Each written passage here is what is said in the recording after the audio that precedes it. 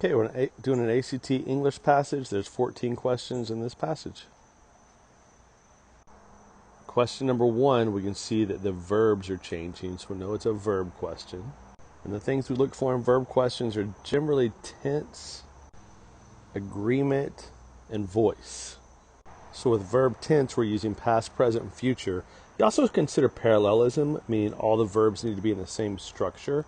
So in this one, a cascade of blonde curls covers, thick lashes frame. So that's all present tense.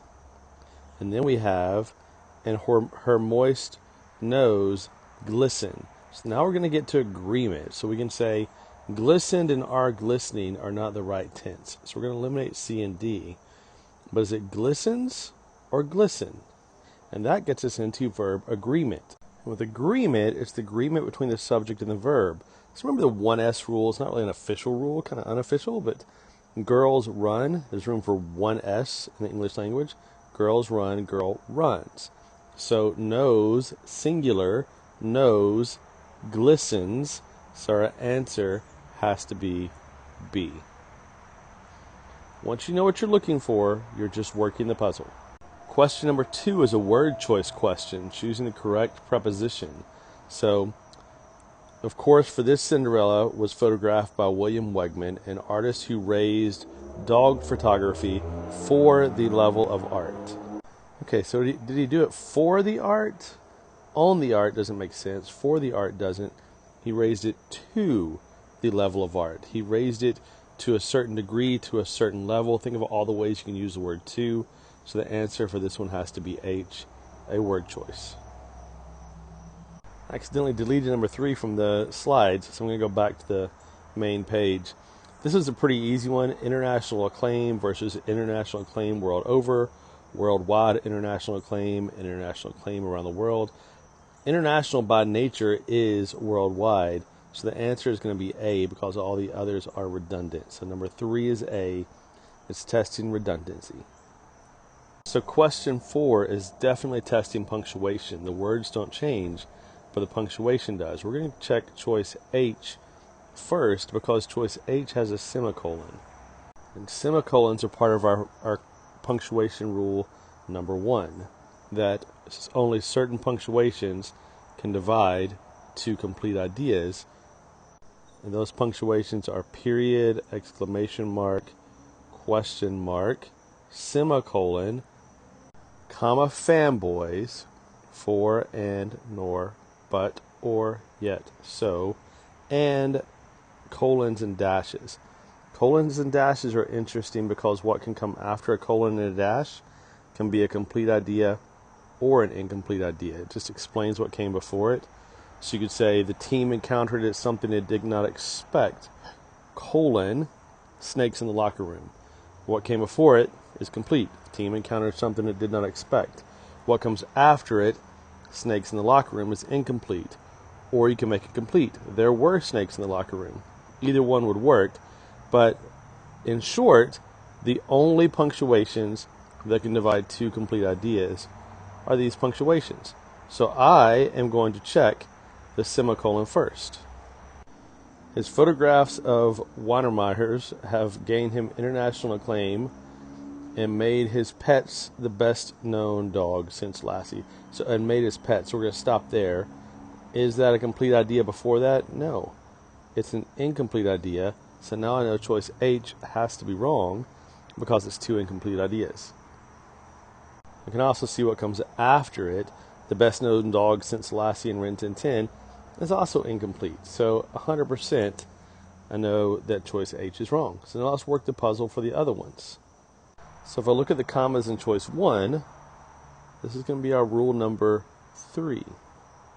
Our punctuation rule number 3 says anything you can remove, anything that's extra information, anything that's by the way information, you can take out. You can have comma, comma on each side, dash, dash, or parentheses. You could also change these, and instead of having, if they're the end of the sentence, they could be periods. So the question is, can we remove the best known dogs? It would read, and made his pets since Lassie and Rin Tin Tin, if we took this out. and that doesn't make sense. So now we know F is not correct. Now let's look at choice G. It has this comma. Could we take everything out afterwards? Well, we already know that that would make an incomplete idea because what came before is incomplete, so it can't be G. So it has to be no punctuation at all. Made his pets the best known dog since Lassie and Rin Tin Tin. That's just a complete thought. So your answer is J. Number 5, if the writer were to delete the questions, moist nose, snout, from the paragraph, the essay would lose. That's the beginning of the essay, moist nose, snout. Of course, for this Cinderella photographed has raised dog photography. So it talks about the subject being a dog. So a serious and analytical tone, that's definitely not serious.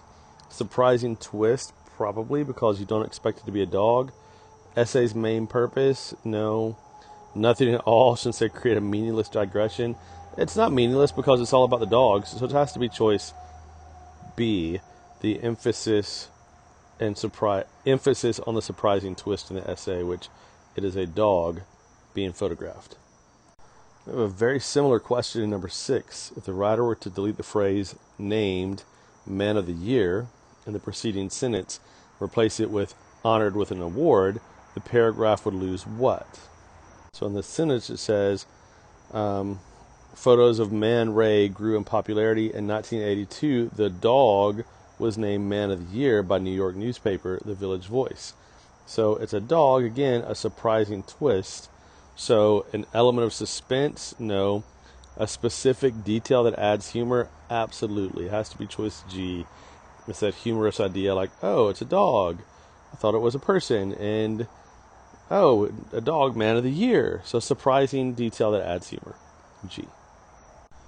Which of the following alternatives to the underlined portion would not be acceptable? I didn't include all the text here, which I probably should because it's transitions, but we can still figure this out. Other Weinermeyers were part of the Wegman family, giving him additional subjects for his photos. So later we know work, so at some later time, eventually is time, after all doesn't make sense, before long and in time, so B is the one that does not make sense after all. Given that all choices are true, which one best conveys the idea that the individuality of the dogs inspires Wegman as a photographer? So to some degree you're just matching, finding the words that talk about individuality. Each has a unique personality. Unique personality would imply individuality. So let's look at the others. Being the first, he was, of course, the favorite, nothing about individuality. They've each posed, nothing about individuality. They have distinctive look.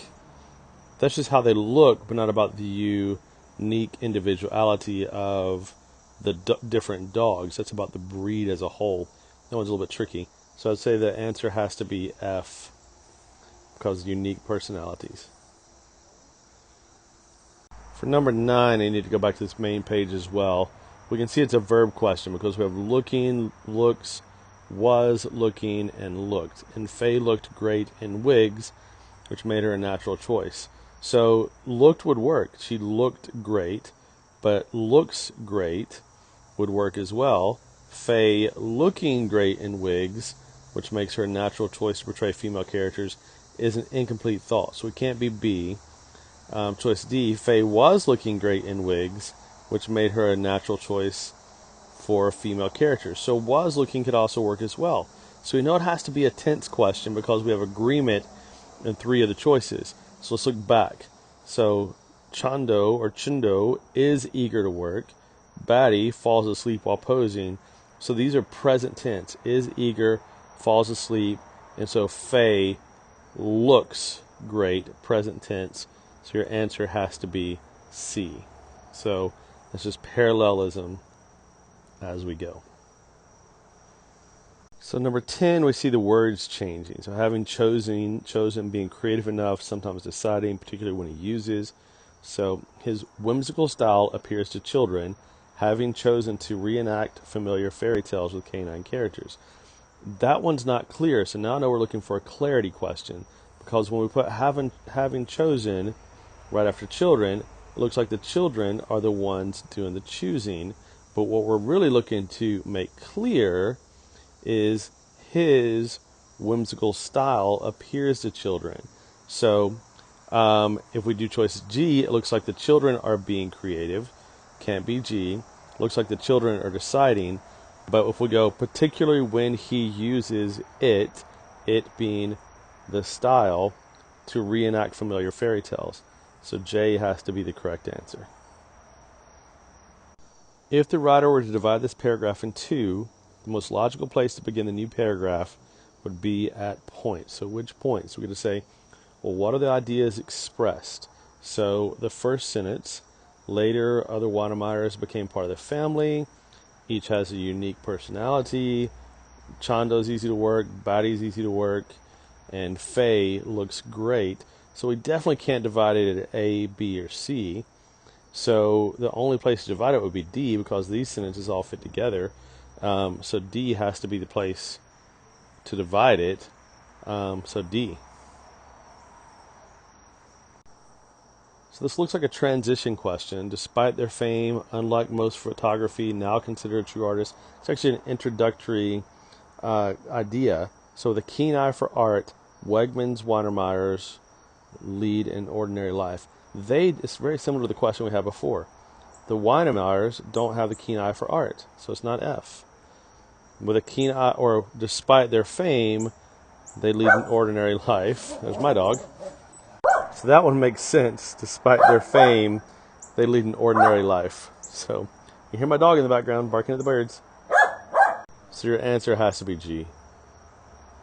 Unlike the other questions all look like the Wanameyers have a keen eye for art, or unlike most photography, now considered a true artist. They're not the artist, so they're leading an ordinary life.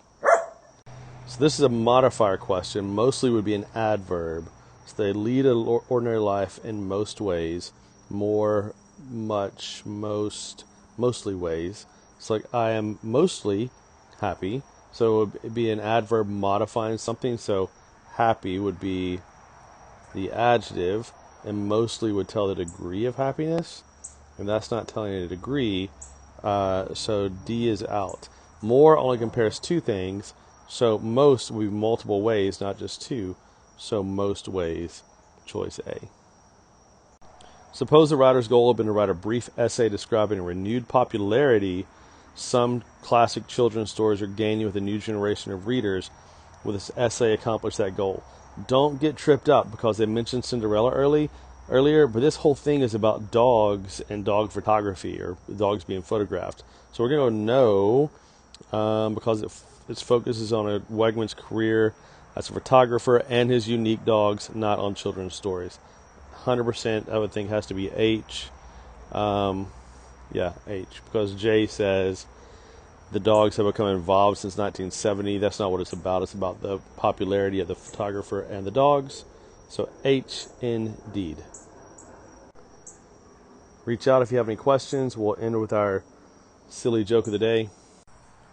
Why did the mushroom get invited to so many parties?